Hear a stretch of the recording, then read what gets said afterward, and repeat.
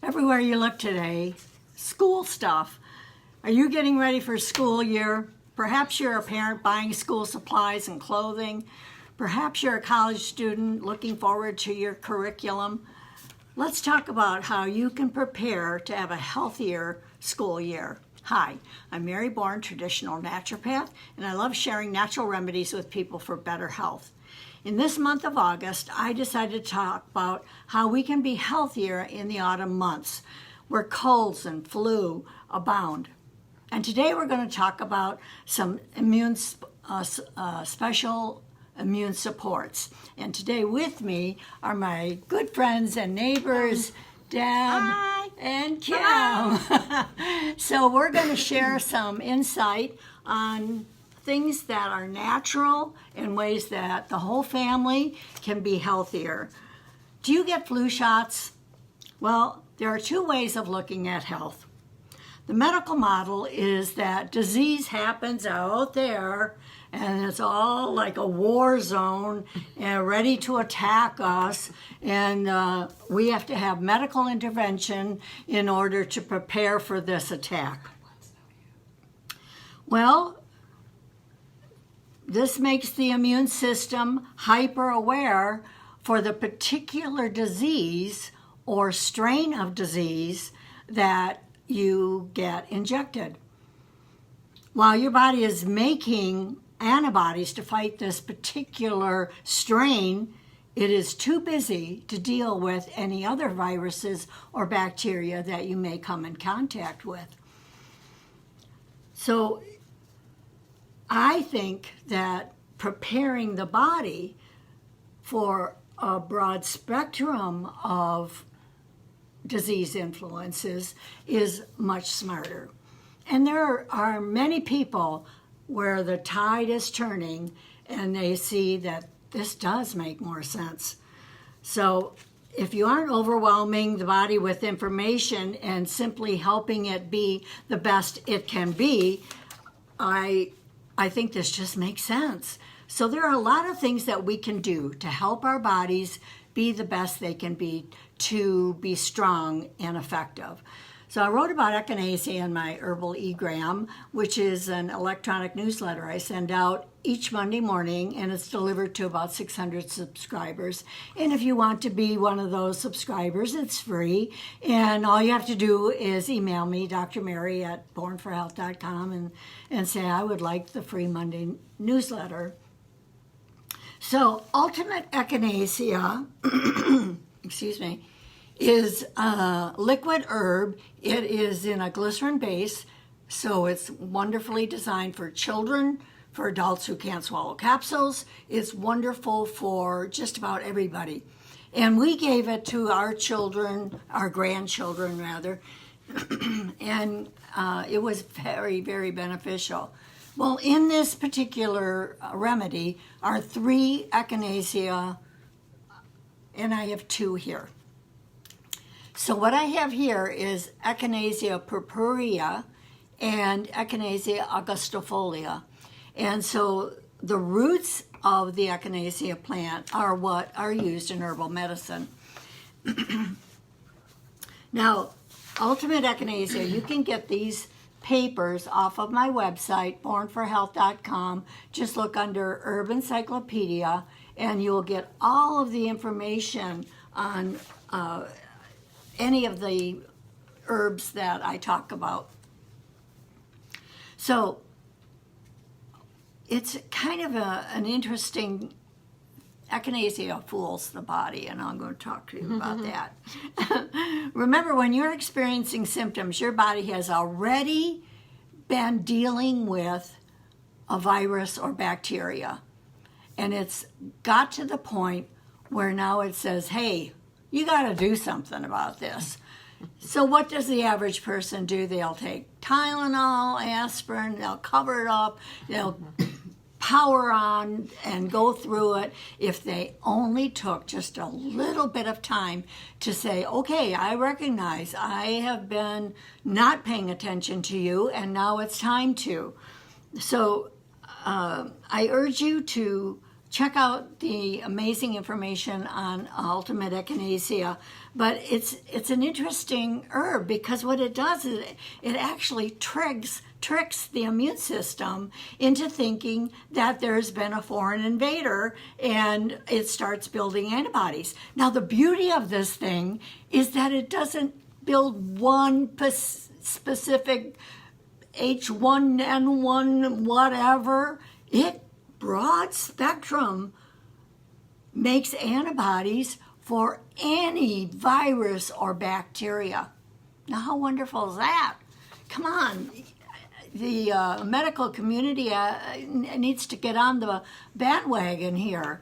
So it sets up a signal where macrophages and T cells respond, and it goes to work and goes into hyper mode.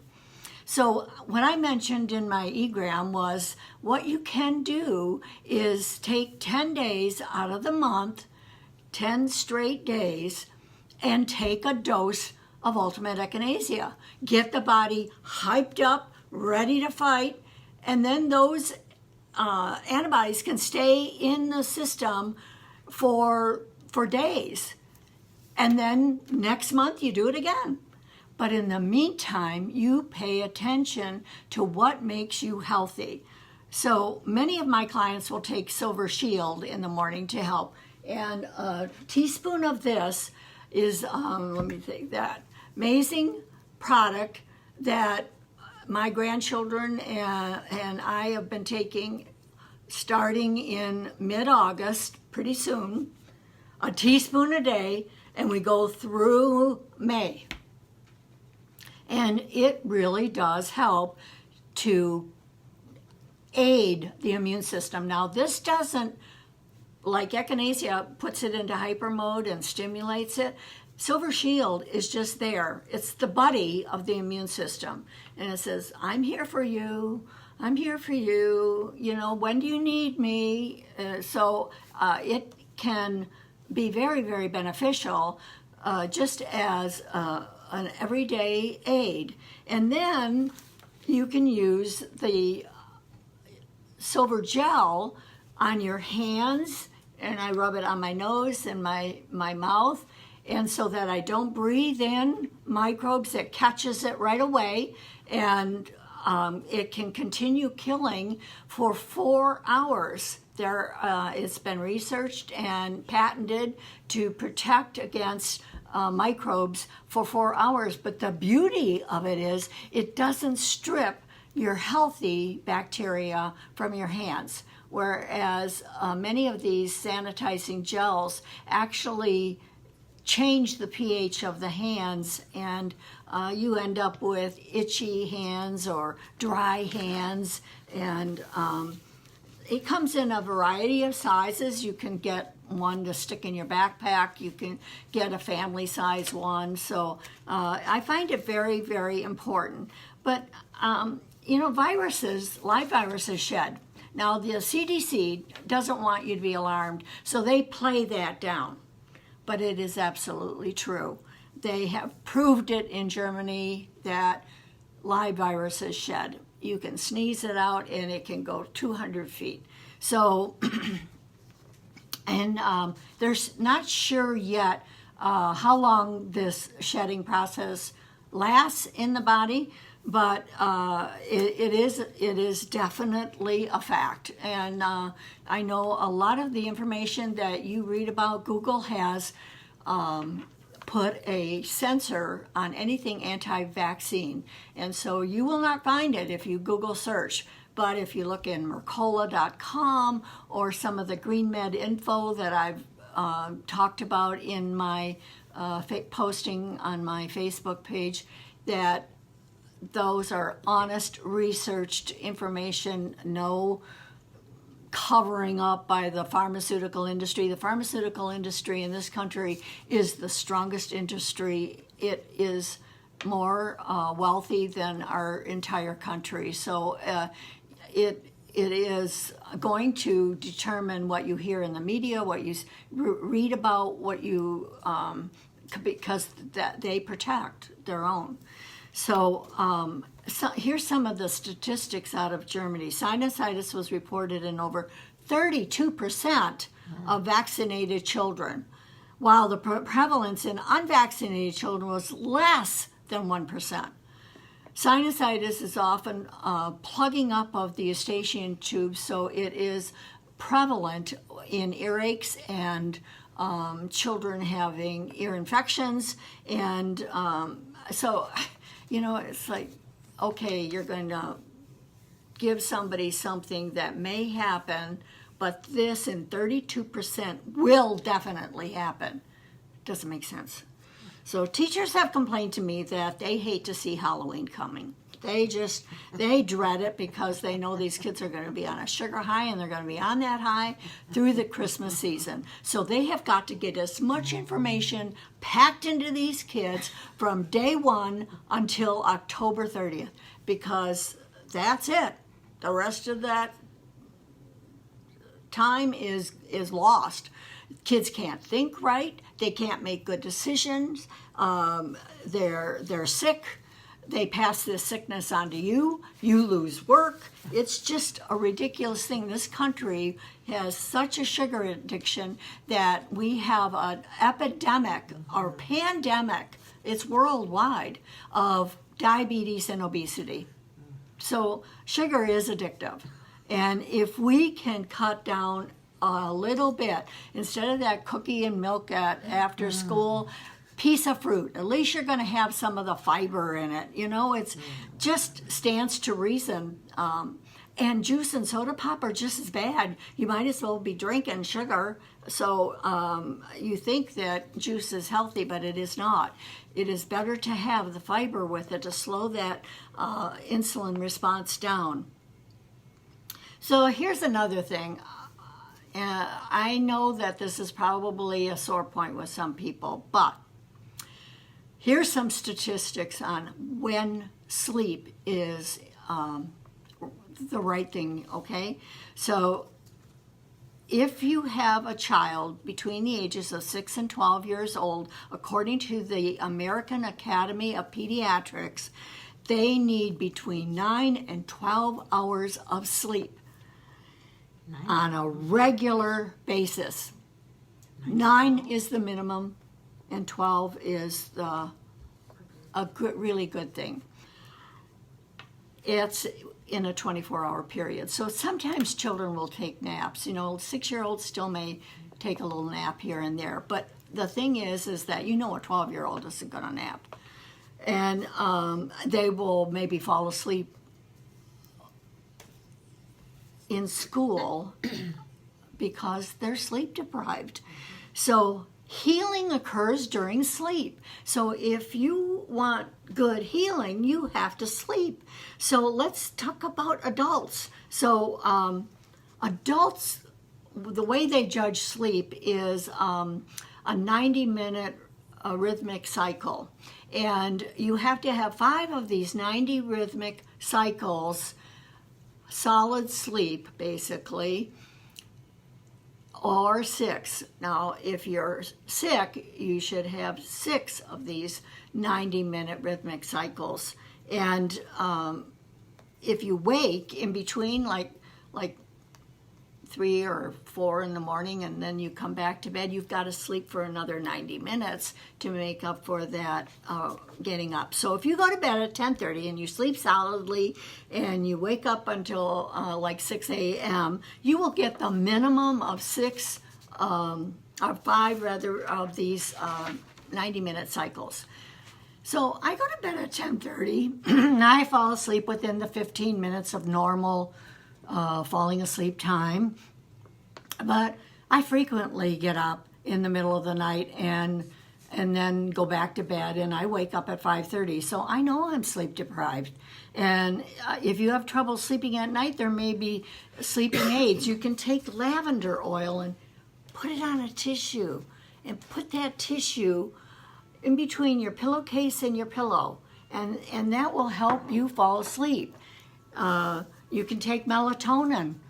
If you have irregular work schedules where you're going in the morning, you get up and you're off at 4 in the morning. I know my granddaughter works at a coffee place, and she has to get up at 4 in the morning, and sometimes she doesn't go to bed till 10 o'clock at night. Well, you know she's going to be sleep deprived.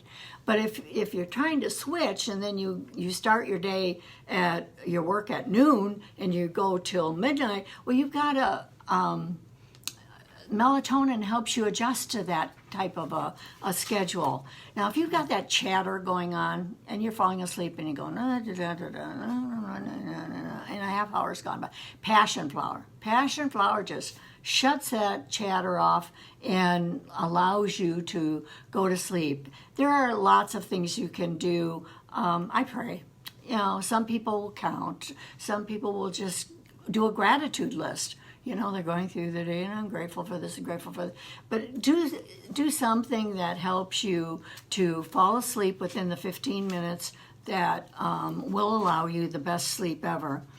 Now, a lot of you are busy, and you can't spend a lot of time making a good breakfast. So smoothies are a really good answer. You can pop in some fresh fruit or frozen fruit, and Nature's Sunshine has a wonderful array of smoothie mixes that will help get your morning off started. You know, you pack your lunch or get your lunch ready that night. Get children involved in the lunch packing, because it teaches them responsibility, that it isn't all about your doing everything for them. You know, children are too entitled these days. They think everybody should do everything for them, and they have no responsibility at all. But they're part of this family. They need to do chores. They need to do things that are responsible. They need to take care of their own health. And the more readily that's taught, the easier it is on the entire family. And speaking of that, making it easy on the entire family, do a diffusing, do lavender. Have a child say, okay, it's my turn to put the drops in the diffuser first thing in the morning, and so they can be diffusing pink grapefruit, which is a lovely scent, and helps you to calm down and be alert. And it's interesting how essential oils can help you calm down and be alert at the same time. If you were looking for a drug, that wouldn't be possible. You either or. So if a child is nervous, teach them about distress remedy. Make it available. They can take it and unscrew it and squeeze the top and drop a few drops in. They know when they're not, when they're anxious about something. So get them involved in making good decisions. If a child is not comfortable going to the bathroom, constipation and not getting rid of toxins is a huge factor in being healthy. So do some essential oil with water and spray it on a couple of paper towels and put them in a Ziploc bag and put that in their backpack. And then when they go to the bathroom, they can wipe off the toilet and feel safe and sitting on it. Because I don't know about you, but I don't effectively go to the bathroom unless I can sit on the toilet. So teach them that they can clean off the germs. If you're germophobic, they will be too. So try to ease off that germ theory.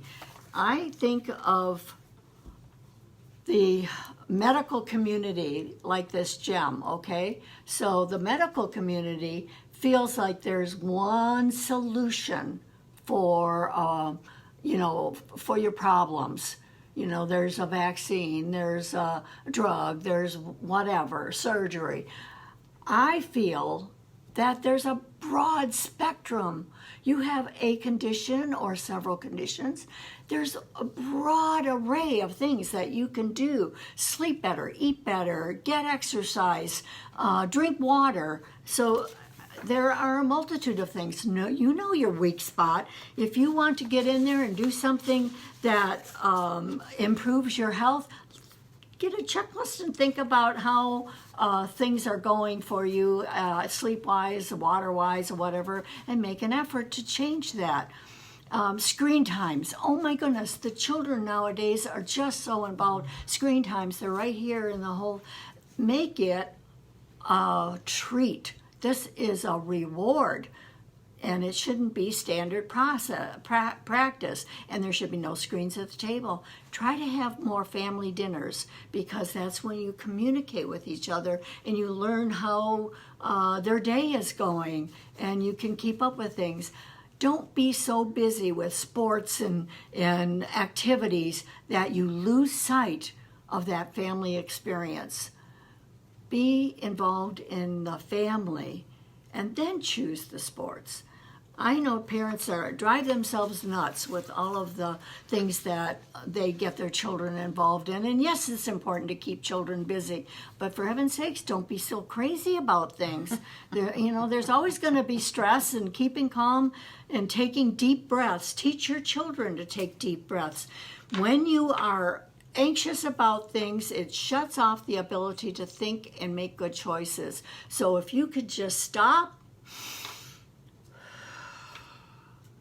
you can filter through that prefrontal cortex, which helps you decide to say the right things. So many times we say the things that come out of our mouth, it's like, where did that come from? I didn't even mean that. Dr. Daniel Amen says that 90% of what is in our head is not true. We're saying things that we don't really feel that way. It isn't true. And just because we say it under pressure doesn't make it any truer. So I hope that you encourage others to watch these Facebook Live events at 10:30 on Tuesdays. And if they can't remember, I do have a YouTube channel. These are recorded, and you can watch them again and again, share them with other people. Facebook has a share party thing where you can actually share the YouTube video, the Facebook repeat of this class with a group of friends. So, that might be kind of fun. So here's some action steps. Take 3 deep breaths before discussing a situation that may trigger strong emotions. Use distress remedy. Get involved. Get the whole family. This is an amazing energetic medicine that helps keep everybody cool and calm and dealing with stress on a regular basis. Share what you've learned. Recommend these videos to your friends. Keep focusing on gratitude. Be thankful for the people around you. I'm very grateful for my neighbors. I love them so much. We love you. And the flowers around you, all of God's beauty. And thank you for viewing. Until next week, this is Dr. Mary for the Health of It.